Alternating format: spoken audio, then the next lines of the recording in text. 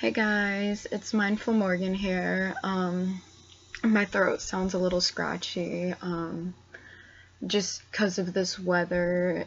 It's been a really dry winter, I'm assuming, and I've had a sore throat for like a month now, at least.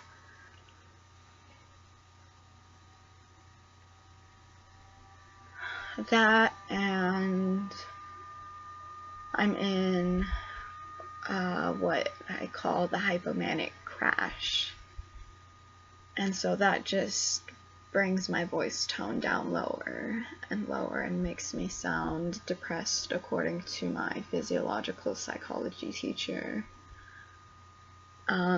She was asking me to read some answers out loud, and the question, I don't remember what the question was exactly, but it was about symptoms of depression, and she was like, "Oh, and you even sounded depressed while reading it." And I'm like, in my head, thanks, it's the depression. People don't think before they speak. I mean, you're just gonna find that everywhere. So I wanted to talk a bit about this crash today, because when we think of the hypomania, we think of it as sort of like chasing that high. It gets romanticized in a way, especially if you get like just totally euphoric hypomania, then yeah, it's easy to romanticize. But it's like the law of gravity, everything that goes up must come back down. And when you're coming down from a hypomanic episode, you don't come down to normal. You have to sink a little lower before you can get back up there. And I'm here right now. I feel like, I don't know, I was on top of the world and now I'm getting sucked into a black hole, just this void of nothingness I feel calling out to me, and it makes my borderline symptoms worse too. Like, I've got this voice in my head telling me, that nobody likes me. And that's not the most cheerful of thoughts, as you can probably imagine.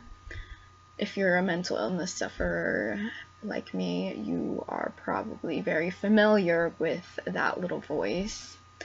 And while I know it's a liar, it still kind of hurts. And it hurts because it makes some good points.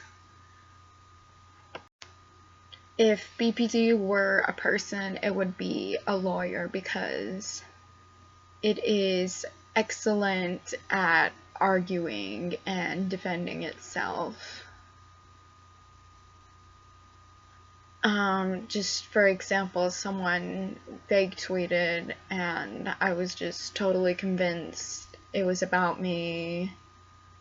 They're mad at me, they hate me.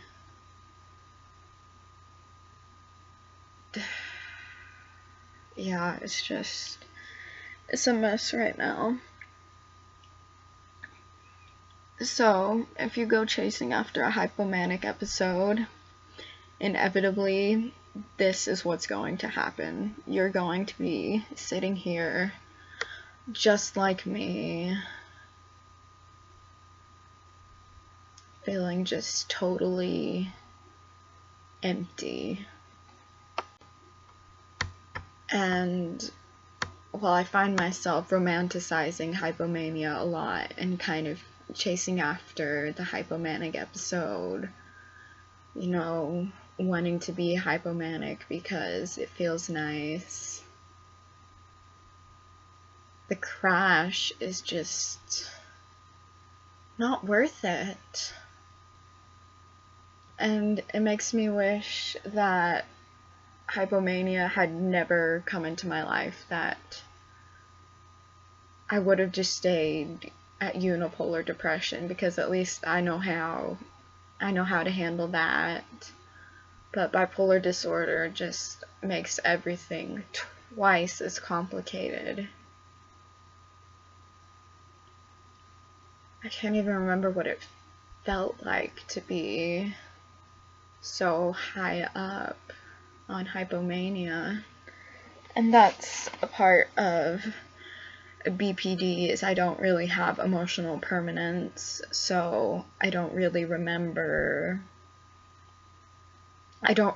feelings. It feels like the way I feel right now is the way I've always felt and the way I'm always going to feel, which, having two disorders that are characterized by mood swings, that's, obviously not true.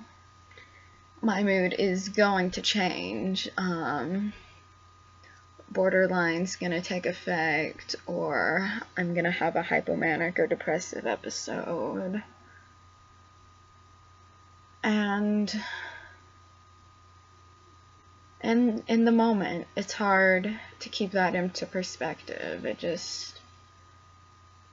feels like this is the forever. So I guess this is basically like just a short PSA.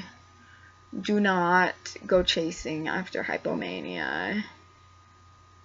It's only going to drag you right back down when it's over. It's like, it's all fun and games until the crash happens. And then you just spend your time wishing, that your brain wasn't bipolar. I know, I wish my brain wasn't bipolar. I wish I just had a normal brain, but I don't. So I've just got to learn how to live with it and how to deal with all the crazy things it does, like a roller coaster that I did not ask to get on and cannot get off. I've just got to take the ups and downs as they come. And it sucks. I'll be honest with you, it royally sucks. But you know what? Even here at a low point, I'm not gay. I can't speak. I'm not ready to give up. I still feel kind of that fire inside me that wants me to fight back against my illness, that wants to recover. And it's like the last spark I have that I'm just clinging on to. So to my fellow bipolar friends out there, keep fighting. You guys rock. Because seriously, the stuff we have to put up with from our own brain, it's difficult. I still can't speak. Having brain trouble. The words, when spoken, I do not allow to do right.